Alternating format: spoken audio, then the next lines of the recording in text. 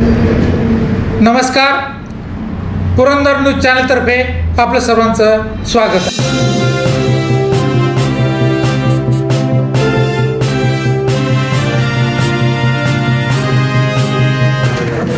मान्य अशोक भाऊ, मान्य डॉक्टर संदीपराव दादा,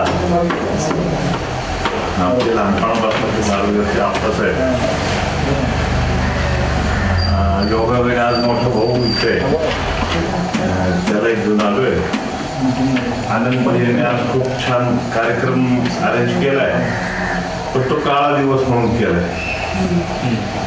पण या निमित्ताने कसे आता परत असं जर काही दिवस आले तर आम्हाला काही करता येणार नाही. आता आमच्या गावाला मेहनत दिल्या गेले, पण तुम्हाला ते अनुभव खूप उपयोगी येतील म्हणून सांगावं असं वाटतं. छानपैकी खूप छान ही आणीबाणी आली, संघावर बंदी आली आणि प्रायर बेसिसवर पूर्ण महाराष्ट्रात पहिल्यांदा जे उचललाय माणूस घरातून ते आप्पासाहेब.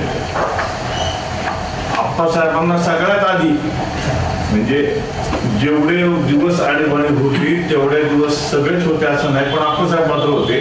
पूर्ण याच्यात दोन माणसांना त्यात आप्पासाहेब आहेत. आणि गव्हर्नमेंटने पाहिलं की आता काही होत नाही, 4-6 महिन्यासाठी सोडून दिलं आणि लगेच परत अटक केली.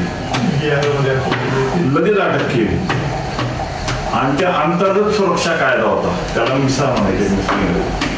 त्याला काही जामीन नाही, तारण नाही, कारण नाही आणि तसंच भारत संरक्षण कायदा होता, त्याखाली अटक केली.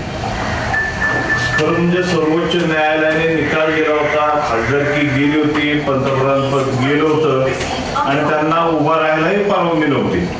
त्यांना दिसत होतं की आता काय आपली सत्ता परत येणार नाही, म्हणून त्यांनी अशा मार्गाने ती सत्ता टिकवण्याचा प्रयत्न केला. त्यात त्यांची एक मोठी चूक झाली की संघावर बंदी घातली. संघ तसा बाल्यावस्थेत होता आणि बाकीच्या संघटना आहेत केवळ संघावरच बंदी घातली असं व्हायला नको, बाकीच्या संघटनांवर बंदी घातली. त्यात राष्ट्र सेवा दल, समाजवादी, कम्युनिस्ट संघटना आणि खूप संघटना होत्या आणि त्यातल्या काही लोकांना अटक केली होती. नंतर आप्पासाहेब दोघं नंतर हळूहळू अटक केली. पण जेव्हा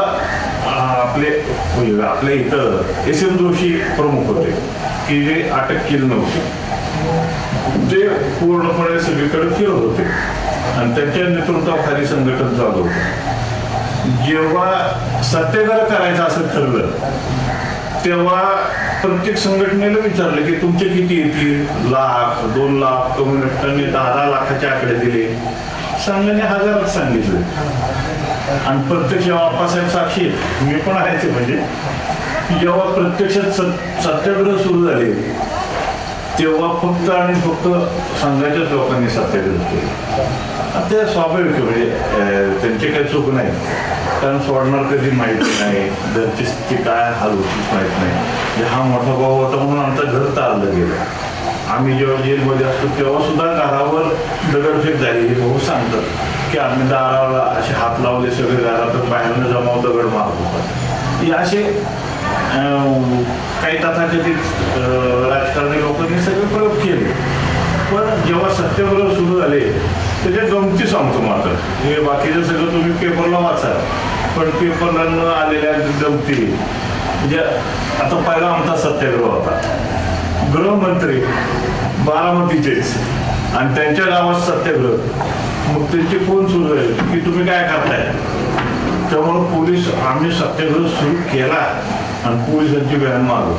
आमच्या घरी माहीत नाही, आमच्या बैठका कुठं रात्री 11-12 वाजता स्मशानात व्हायचे, कारण प्रत्येक ठिकाणी ते पोलिसांचा वाच असायचा, घरावर तो होताच. त्यामुळं कधी घरात बैठका नाही आणि सांकेतिक भाषेत निरोप यायचे आणि कुठतरी नदीला अंधारात 12-1 वाजता बैठका, स्मशानात तर हमखास, तर तिथंच कुणी येत नव्हतं. आणि त्या बैठकाचा जेव्हा सत्याग्रह सुरू झाला, बाजारचा दिवस गुरुवार होता आणि बाजारातून आम्ही चौकातून ओरडत एकदम 11 जण 11 दिवशी आलो, वाचून घोषणा सुरू केल्या. पोलीस मागे आले, पण घरात आमच्या हातात दांडकी होती आणि त्याला बोर्ड लावले होते, आणीबाणी रद्द करा. त्यामुळे ते पण बिचारे अटॅक करायला घाबरले. आहे तरुण पोरं दिसतात, त्यावेळेला तरुण होतो, आता नाही. काठे उलटे केले तर काय करा. असं आम्ही 2.5 तास, तसं बारामती लहान होतं तेव्हा, 2.5 तास सत्याग्रह केला. कंटाळलो आम्ही की आता अटक पण करायचं काय. बरं पोरं शेवटी मग आमचे सर आले, सरांनी पैसे दिले, मिळालं त्या एसटी आधी फरारी व्हा. आणि स्टँडमध्ये आम्ही मिसळपाव खात असताना मात्र मग 2 गाड्या आल्या, मग पकडलं. पुढं मग शासकीय पाहुणचार सुरू झाले. एका एवढ्या पुरीत आम्ही 11 जण लग्न आतच करायचे, संडास आतच करायची, त्या जाळीतनं अन्न यायचं, कसं खायचं ते मजा आली. पण ते जेव्हा येरवड्याला पाठवलं तेव्हा एक मित्र आले. त्या सत्याग्रहाची मजा खूप आहे. दीपक मांडके माहीत असेल, भीम बडदे माहीत असते, गेले ते बिचारे. हां, त्यांचा सत्याग्रह 200 जणांचं पोरं साखळी चेनच्या साखर त्या लावलेल्या सायकल आणि सायकलवर ओढत बघून. आता ती चेन हातात दांडके पाहिल्यानं पोलिसांची 200-400 पोलीस पण कोणी पकडायचे नाही. मग त्यांनी फोटो काढून घरून जाऊन पकडायला सुरुवात केली. दीपक मांडकेने मग आता काय कोणीच नाही ना, एक जण रात्रीचे पकडायचे. दीपक मांडकेचा सत्याग्रह मला आठवतोय. सिटी पोस्टच्या चौकात, पुण्यातला सिटी पोस्ट किती जवळ येतं पोलीस स्टेशन, तिथं तो बारका माईक डायरेक्ट बांधला आणि खांबावर चढला लाईटच्या, आणि तिथं भाषण द्यायला लागला. आता भाषण द्यायला लागले, पोलीस चौकीतले पोलीस आले, साहेब आले, गाडीवर ह्याला पकडा. हा म्हणला, मी स्वतःहून आता वर चढलं, म्हणलं एकच मार्ग खाली आहे, मला आता वर यायचं नाही. जर का वर यायचा प्रयत्न केला तर खिशातून दगड काढले, तेव्हा डोक्यातच गाडी खाली आलो. काय ते करा, 1.5 तास भाषण दिलं तिने आणि मग पकडला. जे व्हायचं ते झालं, इतका मारला त्याला, तिथलं राग राहिलं नाही. दुसरा एक सत्याग्रह यायला होता, पिंपरी तिथंच गेलं, सायकल रस्त्यातून ओढून चालले, पोलीस आले.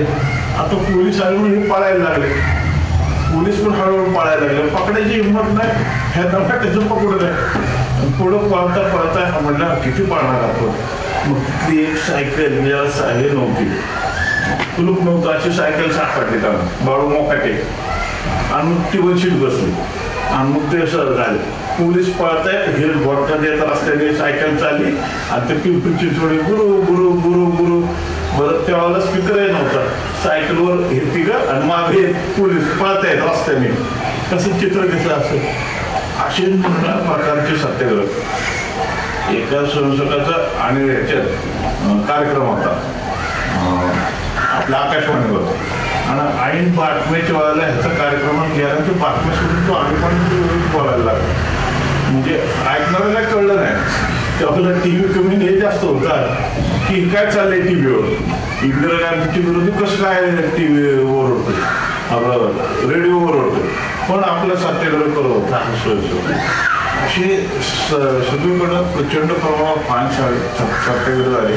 जेलमध्ये पण सुरुवातीला खूप त्रास दिला, पण नंतर म्हणलं तुमचं तुम्ही करा, तुमचं तुम्ही खान काय करायचं ते करा.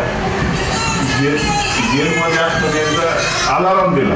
अलाराम म्हणजे त्यावेळेला एकदम सगळे पोलिसांचे कोंडायचे आणि जीव जास्त मारायचे.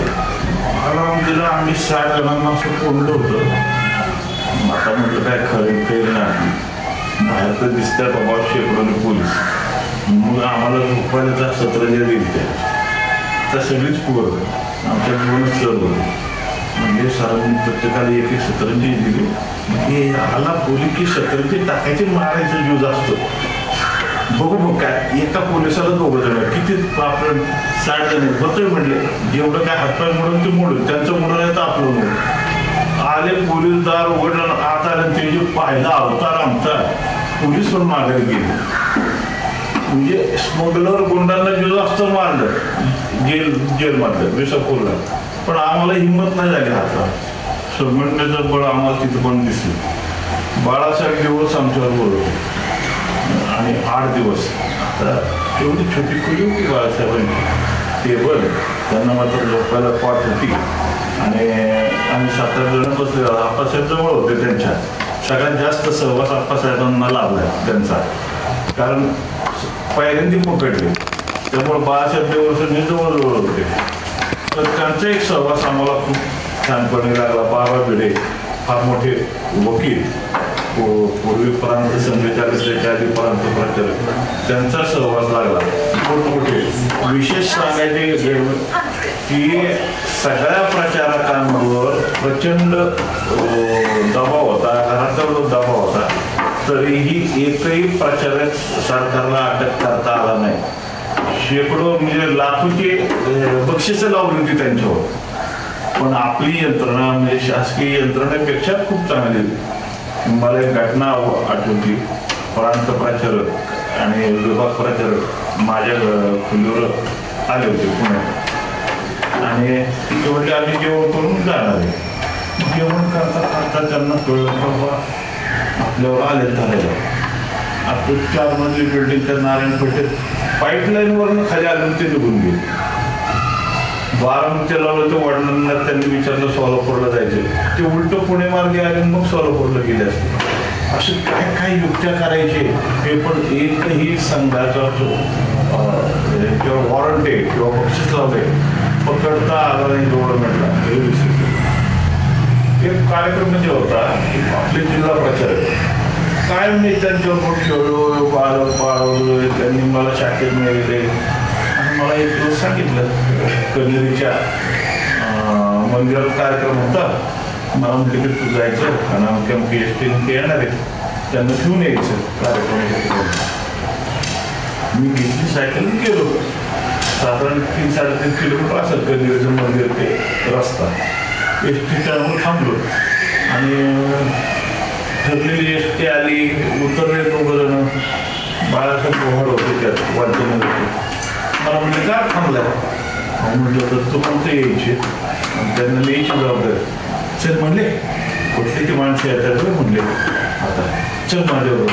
म्हटलं नाही, मला जे काम केले ते मी तुला चल म्हणतो ना, ते माझ्यापेक्षा 20-25 वर्ष मी मोठे. ऐकावं लागलं. मग चालत चालत आम्ही गेलो. आणि म्हटलं तिसरा माणूस कोण आहे बरोबर, तिसरा माणूस कोण आहे. मी सारखं बघत होतो पण कळलं नाही. शेवटी जेव्हा ते बोलले तेव्हा कळलं. हा म्हटलं तर तो म्हणतो तुम्ही जन्माला पाणी. त्यांनी हा 6 देश बदलला होता. भरदार मिशा दादरसारख्या होते त्यांच्या, पण त्याला तुळतुळत केला होता. इंग्रजी साहेबांसारखी टोपी. संघाचा प्रचार कधी धोतराशिवाय काय घातलं, पण त्याला पॅन्टमध्ये होते. आम्हाला अजिबात ओळखू आलं नाही. आता आम्हाला जर ओळखू येत नाही तर हे शासनाला कशी ओळखू येणार. आणि त्याला प्रसिद्धी परममुक्त, कुठेही फोटो नाही कार्यकर्त्याचा, कधीही नाही.